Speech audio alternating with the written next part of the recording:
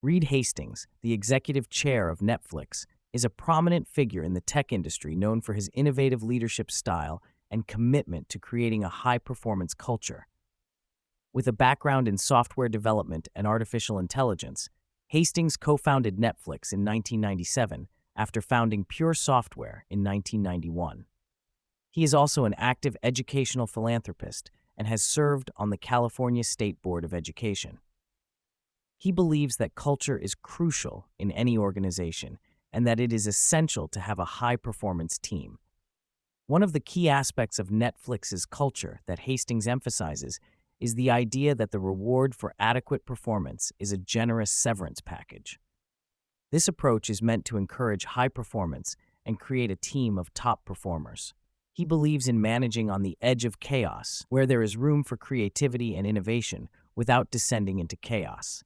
He emphasizes the importance of having high-performance people who can navigate this balance effectively. Hastings also discusses the concept of team over family in the workplace. While loyalty is important, the focus should be on performance and creating a high-performance team. This approach helps in building a culture of excellence and accountability. He believes in setting context rather than control in organizations. By providing employees with a clear understanding of the goals and objectives, they can make informed decisions and contribute to the overall success of the company. When it comes to sourcing high performers, Hastings emphasizes the importance of doing thorough reference checks. He starts by looking for mutual connections on LinkedIn and then conducts short Zoom calls to get a better understanding of the candidate. By speaking to people who have worked with the candidate before, he can assess their performance and fit within the organization.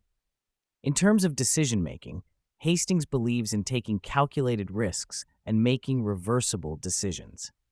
This approach allows for experimentation and innovation without the fear of failure. By managing on the edge of chaos and setting clear context, organizations can create a culture of high performance and creativity. Hastings reflects on the challenges of balancing work and personal life, sharing his experience of setting boundaries and sticking to them. He discusses the concept of farming for dissent within the organization, encouraging employees to voice their opinions and challenge ideas to drive innovation and growth. The conversation shifts to the early days of Netflix and the lessons learned from the competition with Blockbuster. Hastings shares the story of the Quickster episode, where a strategic decision to split the company into two entities backfired due to poor execution and lack of customer alignment. He highlights the importance of learning from failures and staying grounded in decision-making processes. Hastings mentions his fondness for Jim Collins' book Beyond Entrepreneurship and the impact it had on his leadership style. He talks about the importance of self-discipline and caring for the organization over personal gain. He also recommends other books like Patrick Lencioni's 5 Dysfunctions of a Team and Yuval Noah Harari's Sapiens for their insights on teamwork and the bigger picture of life. The conversation touches on Hastings' approach to hiring and retaining top talent, emphasizing the importance of building a high-performance team. He introduces the concept of the keeper test, where employees are evaluated based on whether the company would fight to keep them. He discusses the process of letting go of employees who do not meet the keeper test criteria and the importance of treating them with respect. Hastings reflects on the decision-making process at Netflix and the need for input from all levels of the organization on big decisions. He acknowledges the importance of listening to dissenting voices and avoiding arrogance in strategic planning.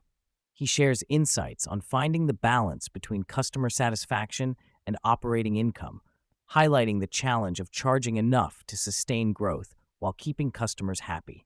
The conversation shifts to Powder Mountain, a private skiing destination that Hastings and his wife have invested in. He explains the concept of private skiing and the appeal of offering a less crowded and more exclusive experience for homeowners. He shares his vision for Powder Mountain and the opportunity to create a unique skiing experience for a select group of individuals. Hastings discusses his various investments, both financial and in terms of time and energy. He mentions his involvement in charter schools and education, emphasizing the importance of creating great learning environments and teaching opportunities. He explains that charter schools are run by nonprofits instead of government entities, providing more stability and innovation in the education system. He believes that the turnover of superintendents in traditional school districts is a major challenge and sees charter schools as a solution to this issue. When asked about his best investments, Hastings admits that he has not been successful in financial investments, but considers his involvement in charter schools as a significant and impactful investment of his time and energy.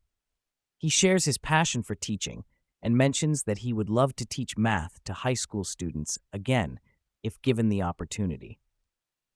Hastings reflects on the culture at Powder Mountain, emphasizing the importance of being big-hearted champions who pick up the trash.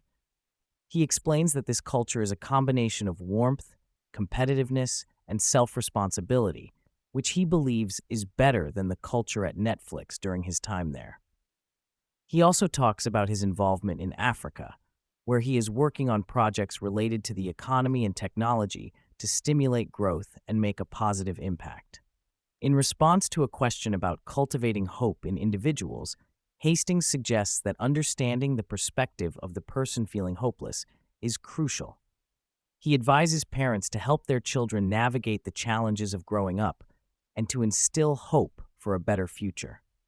He believes that hope is a fundamental, positive force that drives people to strive for better things.